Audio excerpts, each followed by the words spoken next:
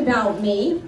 I was somebody's side piece for 5 years, and it's not as sad as it sounds. He was the love of my life, and I got to be like an animated sack of his cum. Dreams really do come true. I promise you, I did my very best to move on. I even changed his ringtone in my phone to the sound of screeching subway brakes. So that way, when he calls to say, "Did you miss me?" My phone would go,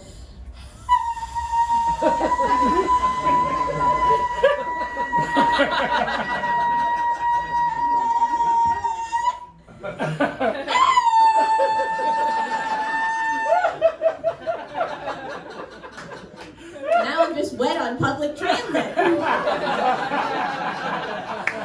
He never even called. Okay. Trains. So now I'm going to do a little song about our love.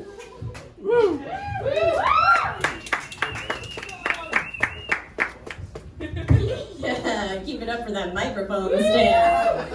All right, so is this, yeah, hell yeah, okay. He says I love you forever and a day. However, I'm not really looking for anything serious right now. He says it's not you, I'm just not that kind of guy. I say, okay, daddy, do whatever you want because I'm codependent. He says you're special and you're way too good for me. Too good, in fact, to meet any other's friends or family. I text you up, I hear no reply. He texts you up and I hop into a car to Astoria for $43.95 so he can come inside me. I text you, no reply. I text you again, left on red. That's okay, I'll just text you again. I resort to WhatsApp and your email from work, but ours is at every 1 to 6 months. I love, watch my story on Insta, but don't take my calls directly to voicemail. That's okay, I'll call your mom. And I know that you ignore me when you want me to come by, but joke's on you because I found myself a brand new guy who makes me calm. Are you jealous? I'm suicidal, LOL.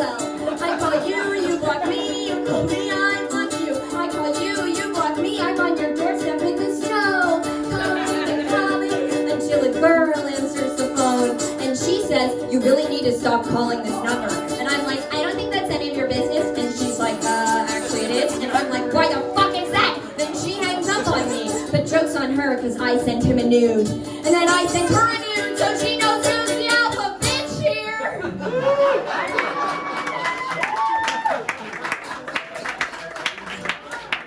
She might think that she's the one, but a side piece is forever.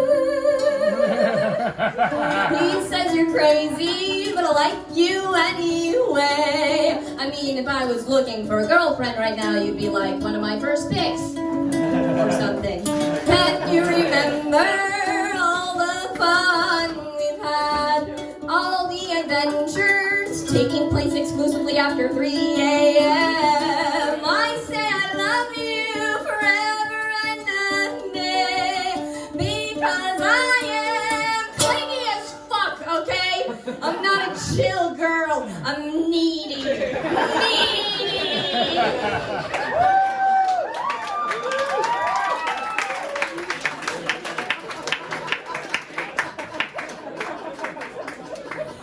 I'll catch you next time. I am always one drunk phone call away.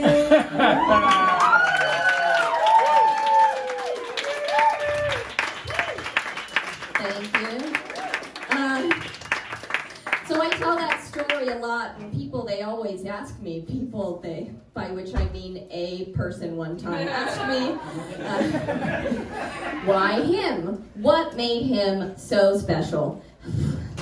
Well, my parents emotionally neglected me, so I mean, to be fair, with his penis and his sense of humor, I was like a shish kebab roasting over an open flame. which is to say that his dick was juicy as fuck, okay? How juicy, you ask? On a scale of 0 to please lock me in a basement, dress me like a prairie woman, and brutalize my vagina once a day, how juicy?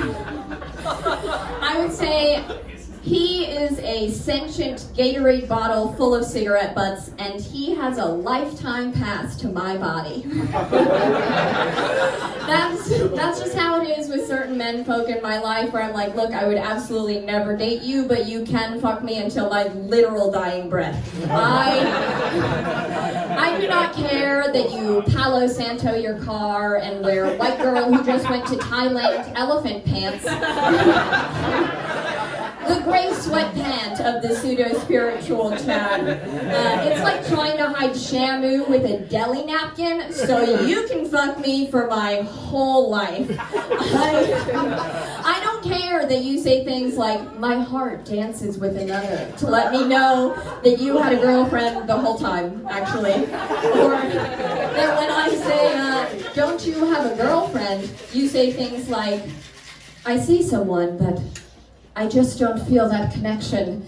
And I'm like, you live with her, so you should maybe talk about that. And you can fuck me for my whole life. All of it, the entire, even after. Fuck my dead body. Fuck my remains, intercorpse, if you know. So they say I'm a size queen, because I can't get enough of enormous vaginas.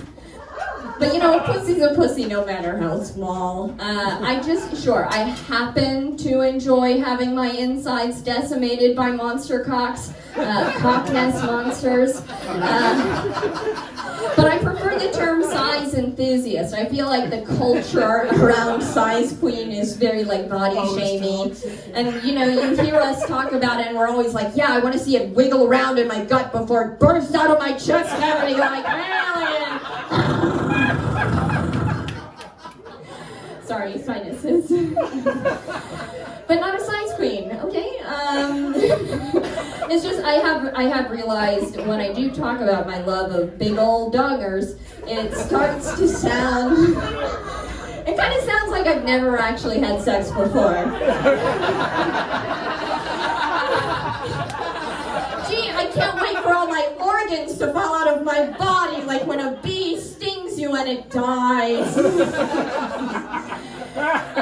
Ironically enough, I don't like it rough at all. Like, I want to be fucked like a delicate baby bird, you know? Impale me with the fat end of a baseball bat tenderly.